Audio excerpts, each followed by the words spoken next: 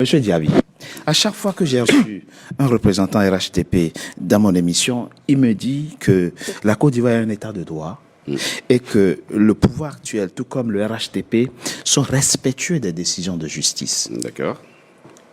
On est d'accord? D'accord. Laurent Gbagbo, oublions la loi d'amnistie. Laurent Gbagbo a été condamné à 20 ans de prison ferme et à une peine d'éligibilité. D'accord. C'est précisément par rapport à cette condamnation que aujourd'hui il est rayé de la liste électorale. D'accord. Si on veut être respectueux, D'accord. ne voyez aucun parti pris dans ma question. Hein. Non, non, du tout. Si on veut être respectueux des décisions de justice, on n'applique pas la décision à 50%. Si Gbagbo ne peut pas être électeur ni éligible, en vertu de la condamnation en 2018 pour braquage, comme le même juge qui l'a condamné à la peine d'éligibilité l'a condamné à 20 ans de prison ferme, pourquoi il n'est pas en prison alors? Je veux vous répondre Oui, de façon très juste. oui, s'il vous plaît. Le président de la République, quand M. Gbagbo a été acquitté à la CPI, Oui, a permis à ce que M. Gbagbo rentre Oui. en Côte d'Ivoire. Et vraiment de façon très libre, absolument. parce que c'est un Ivoirien, c'est un ancien chef d'État. Ouais. Pour que la vague de réconciliation dans laquelle nous étions puisse toujours continuer à être. Bien Parce sûr. que le pays a besoin de paix et de stabilité pour y aller. Ok. Cela dit.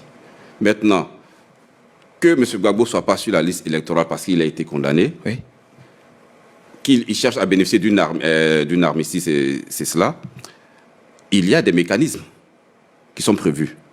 Ça, c'est le président de la République qui prend la loi, ou à l'Assemblée nationale, les députés qui représentent M. Gbagbo Laurent introduisent une demande d'armistice. Monsieur Diaby, c'est pas ma question. C'est pas ça ma question. Pourquoi, quand Gbagbo est rentré en Côte d'Ivoire, le juge d'application des peines ne l'a pas jeté en prison puisqu'il est condamné à 20 Mais ans de prison parce que ferme? quand il est arrivé, c'est ce que je vous dis, c'est dans un climat de décrispation. Il n'est pas, Si vous voulez il n'est décrisper. pas le seul. Mais oubliez alors la question Il n'est d'inéligibilité. pas le seul. Il y a Blé Goudé aussi qui est rentré. Oui. Il y a plusieurs personnes qui sont rentrées, qui ont eu des condamnations. Donc, la mais qui ne sont pas choses. décrispation ne peut pas aller Oui, mais jusqu'à après- l'effacement des peines totales.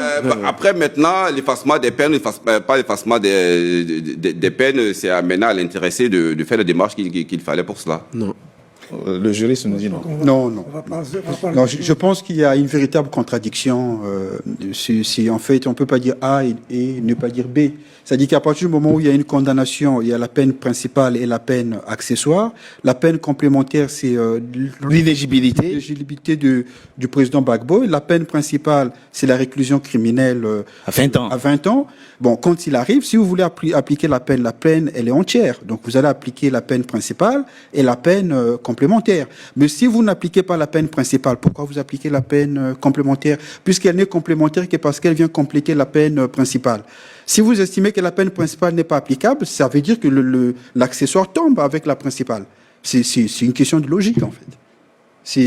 On n'a même pas besoin de faire du droit. C'est logique. Et ce d'autant plus que la Cour africaine des droits de l'homme a elle aussi pris une décision allant dans ce sens. Mais Et la Côte d'Ivoire est respectueuse des décisions la de décision de la Cour africaine des droits de l'homme n'est pas supérieure à la décision des lois nationales. Ah bon? Donc voilà.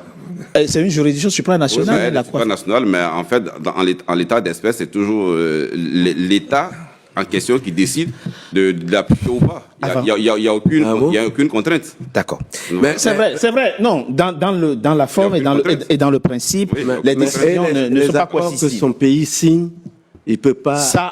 Oui, Ça, et en fait, ça dit beaucoup du respect du droit. Ben oui. Ça dit que quand vous signez un traité qui crée une cour supranationale, c'est que vous reconnaissez par là que vous allez être assujetti, Oui.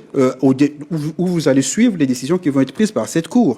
Donc vous ne pouvez pas signer un traité dans ce sens et cette cour a une décision et vous vous asseyez sur cette décision. Donc Avançons. ça montre quand même qu'il n'y a pas de respect. Nestor Kofi